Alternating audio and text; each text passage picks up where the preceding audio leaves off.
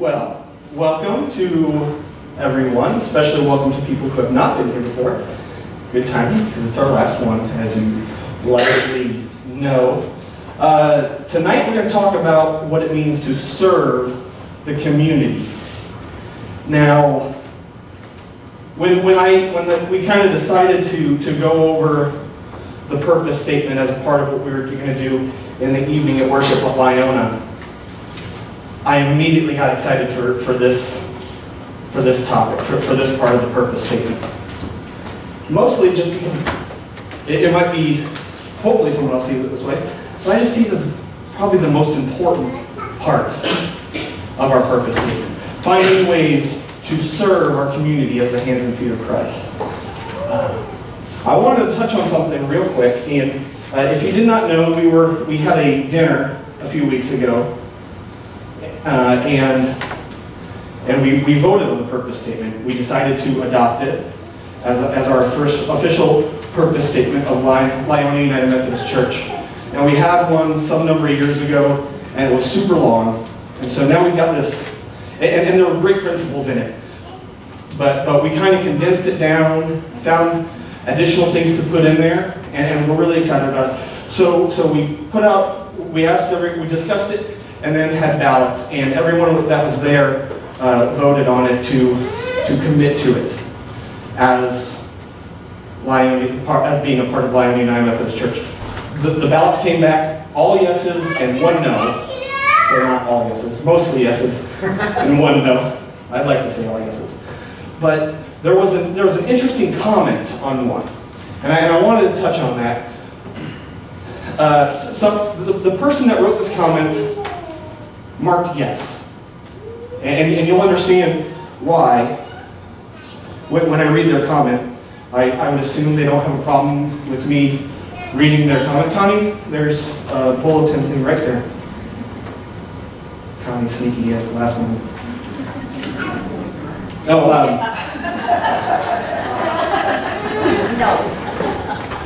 This person left the comment anonymous, so I don't have any problem sharing with you.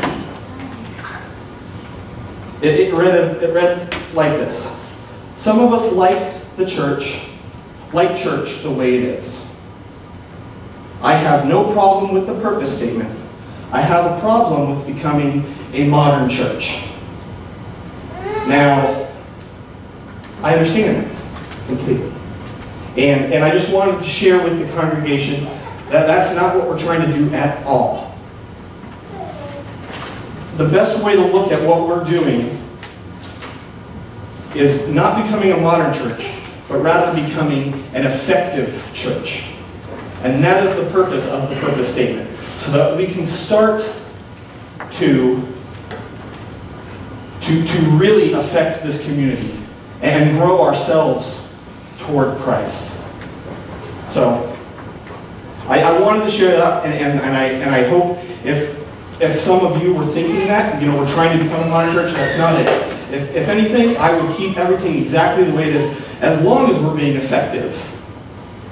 And that's the point of the purpose statement. So hopefully, if you're thinking that, I hope I cleared it up. If not, please come talk to me. Talk to Connie, talk to Maria, talk to Kevin, anybody that's in the purpose-driven church study. We'd love to talk to you about that. It's vital that we're all on the same page.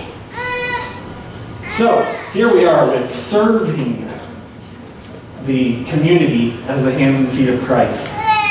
Now, a long time ago, I saw this video, and it's not talking about Christianity or religion at all, but it's talking about reaching the world. So we're going to watch it here in a second. I hope you gather the principles that I see in it, and then I'm going to discuss it a little bit more and see how we can turn that into what we're doing here. So this is a seminar, and you'll pretty much get it right away. So.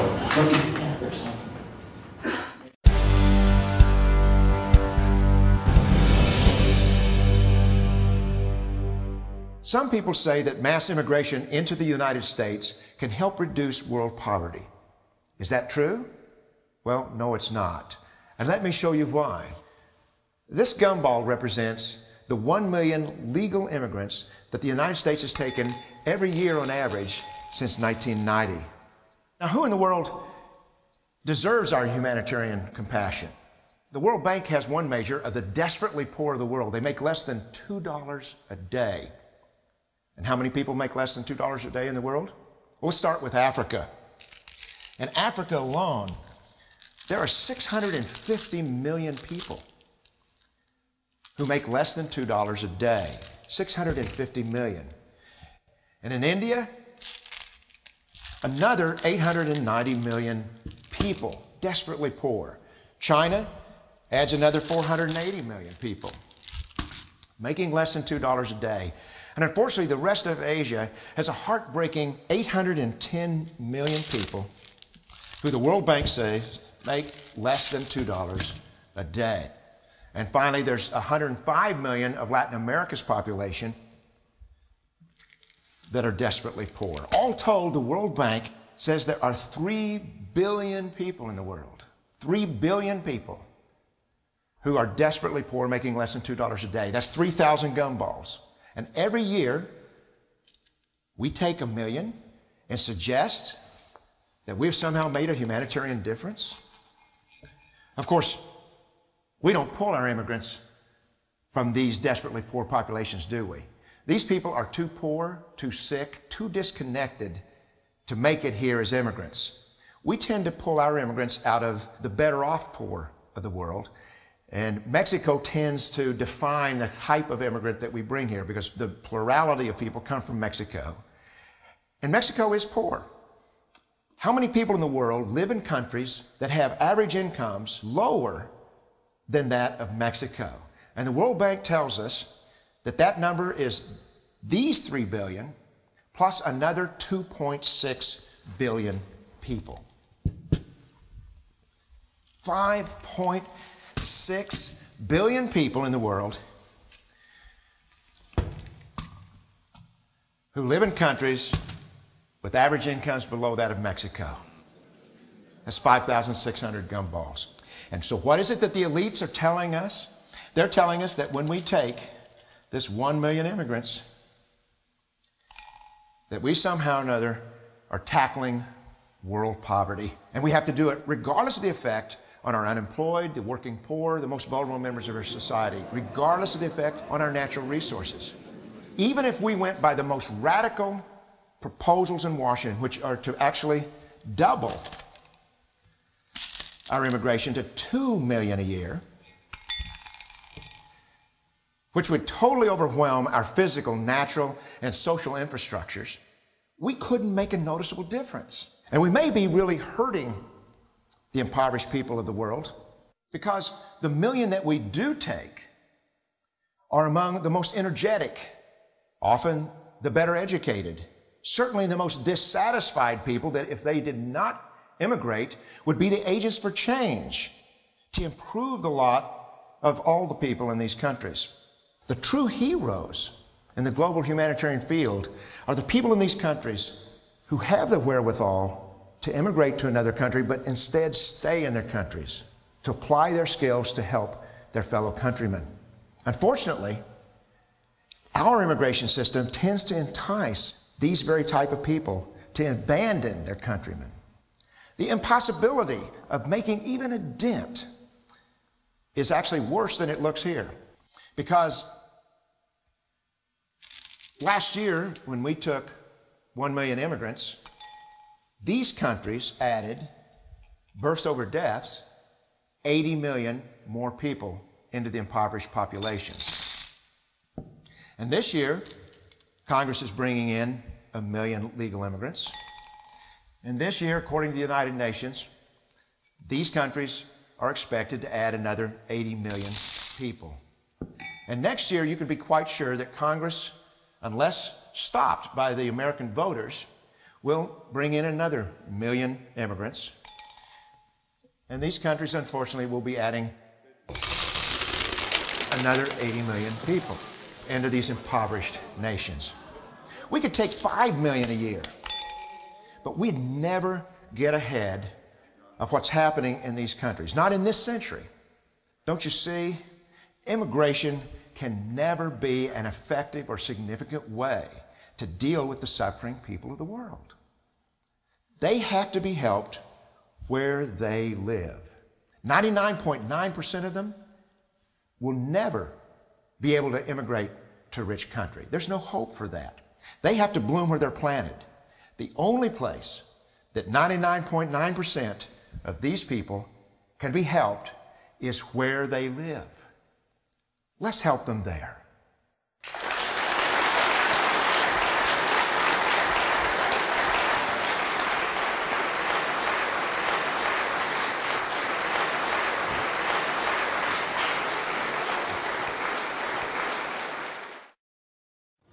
Pretty fascinating stuff, I think. Now, of course, he got a little political there. That's fine. That's what he was going for. But he made some really amazing points that we can translate to what we're doing here, or want to do here, need to do here. He said things like, bloom where you're planted. That phrase alone, to me, is it kind of why Laura and I decided to start coming to Lyona rather than driving into Abilene. You know, we're here and we think we can make a change right where we're at. That was key. Also, that those in need needed to be helped where they were at. Those who are able need to stay where they're at so they can help those that are needed where they're at. So let's look at how Christ served. I said in the video, and I meant to play the video before we started, but perfectly fine. We've seen that plenty of times. I said in the video, the ultimate example of what it means to serve is Jesus Christ, and I couldn't believe that could be any more truthful. We're going to look at John 6, and Carol shared this a couple weeks ago about the loaves and the fish, and I thought it fit very well with what we're talking about here tonight. It starts in verse 1, goes through verse 15. After this, Jesus went across the Sea of Galilee. Some call it Tiberias. A huge crowd followed him, attracted by the miracles they had seen him do among the sick. When he got up to the other side, he climbed up a hill and sat down, surrounded by his disciples. It was nearly time for the feast of Passover, kept annually by the Jews. When Jesus looked out and saw that a large crowd had arrived, he said to Philip, "Where can we buy bread to feed these people?" He said this to stretch Philip's faith, which I think was kind of funny that Christ did that. Let me try it out, buddy. He already knew what he was going to do, right? He had a plan. Philip answered, 200 silver pieces. Wouldn't it be enough to buy bread for each person to get a piece? One of the disciples, it was Andrew, cool name, brother to Simon Peter, said, "There's a little boy here who has 5 barley loaves and 2 fish, but that's a drop in the bucket for a crowd like this." I like the message how it said that. It's just fun. Jesus said, "Make the people sit down." There was a nice carpet of green grass in this place. They sat down, about 5,000 people. Then Jesus took the bread, and having given thanks, gave it to those who were seated. He did the same with the fish. All ate as much as they wanted. When the people had eaten their fill, he said to his disciples, "Gather the leftovers so nothing is wasted." They went to work and filled 12 large baskets with leftovers from the 5 barley loaves. The people realized that God was at work among them in what Jesus had just done. They said, "This is the prophet for sure, God's prophet right here in Galilee." Jesus saw that in their enthusiasm that they were about to grab him and make him king, so he slipped off and went back up the mountain to be by himself. Jesus got a little sneaky because he had a plan. So Christ, in his journeys, I see he didn't just tell everybody, "I'm going to be here, I hope you show up." No, he went to where the people were, and he served them. And this is also a great message in faith, as Andrew and Philip, they were both of little faith. They saw not enough. But when Christ was serving, which we'll find out as I talk further, that when you serve, there is always enough. But how did Christ share? Now I worded it on the bulletin a little oddly, that Christ did not share himself to others. Rather, he shared what he can do for others. Now, to me, great illustration by Carol this morning talking about business model, like business models. You don't think of the church as being a business, but certain things in businesses we can apply to what we're doing. How does somebody go about advertising their product? How does McDonald's tell you to come and eat burger? What's that? Yeah, they show a burger. They say, we've got Big Macs. We've got America's favorite fries. We've got something that you're really going to like. They don't just say, we're McDonald's, and the millions of millions show up. No, they say, we've got special sauce. We've got the filet of fish for those celebrating Lent. I worked at McDonald's, and I'll tell you, lots of filet of fish during Lent. No, but they've got something that their customers want. And as Christians, as the body of Christ, as we're commissioned to be, to serve the community, we've got something that this community wants. They may not realize it, but we're certainly not going to be letting them know about it by just saying, we're Lyona. Come on over. We've got to meet the people where they are at and show them what we have. Next point on your bulletin, the last point, I guess. Doesn't mean I'm over. I'm going to go for another 45 minutes. I've never done that before in my life. So next one. Lyona will grow when we stop promoting Lyona and begin promoting Christ. Now, I've heard over the past few months that we've been here now it's close to a year.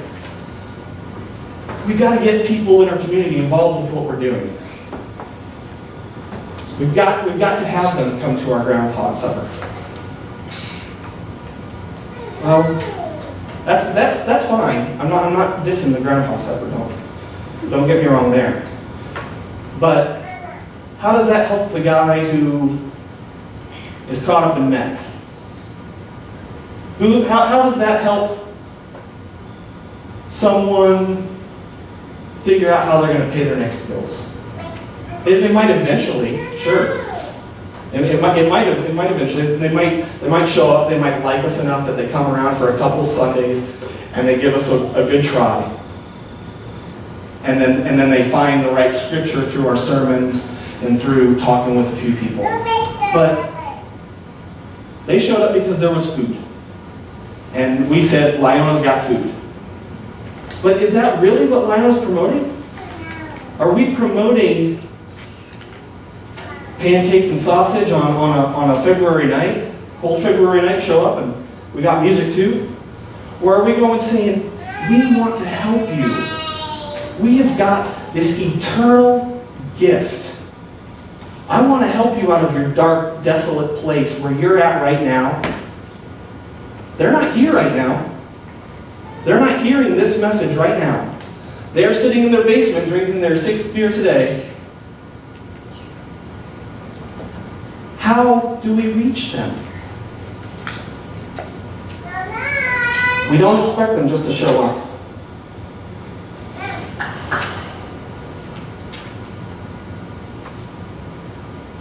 Now, with that, if you stop promoting Lyona, you start thinking, well, that means that it might not end up here. So what? So what? If you were a true Christian, you wouldn't care what church that person you were reaching ends up at. it doesn't matter at all. A true Christian wouldn't care what church someone goes to as long as they end up at a Bible-believing, Bible-teaching church. And they get plugged in there, and they start to grow, they start to take root, so that they can go out and do the same thing. Share that message of salvation, of eternal nature. Now, a lot of people in this church, I talked about the what someone wrote on one of the ballots. A lot of the people in this congregation are worried about things changing in this church and thinking, oh, we're going to change the music. We're going to, we're going to get rid of the pews. No, that's happening. The point, what we have to change is what we're doing outside of these church walls. It doesn't matter what we do in here on Sunday morning. We could be playing Yahtzee. As long as we're going out and sharing Christ with the ones that need it. Absolutely, positively need it. Now, I'll give you another example of how Christ did this. John 3:16. He kind of went out of his way to help us out. He didn't say, come on up here to heaven for me to make you right. No. For God so loved the world. And that's a very outdated way to phrase it. God loved the world so much that He gave His only Son. He sent Him down here to get us. Take that to what we're doing. Do you love this community so much that it matters more if you go and talk to them in their home than to get them to come to our groundhog supper? To get that kid to come to our VBS. Those things have to happen. Do not get me wrong. Do not get me wrong. And they must continue to happen. But do we so love this community that we'll send ourselves to get them? I don't know. If you look at the past 2 years, I'll be honest with you. We've declined in numbers by close to 20 in 2 years. We've got to be proactive about this. This is our mission. Our purpose is to serve this community as the hands and feet of Christ. We must, like the video said, go to where they are. We can't just let in the already Christians. We need them. But we need to start generating our own love for these people in this community. And not just expect them to start loving us because we fed them on a February night. We're going to sing a song here. Now, we don't live in a city. I know that. But it's called God of the City. And you can just mentally change it to this community. But really start to think about,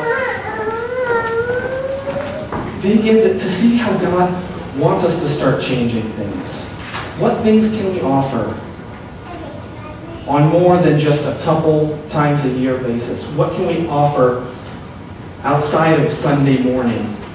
What can we do Monday afternoon, Thursday evening? What can we start doing to show this community how much we love them and how much we know they need what we have?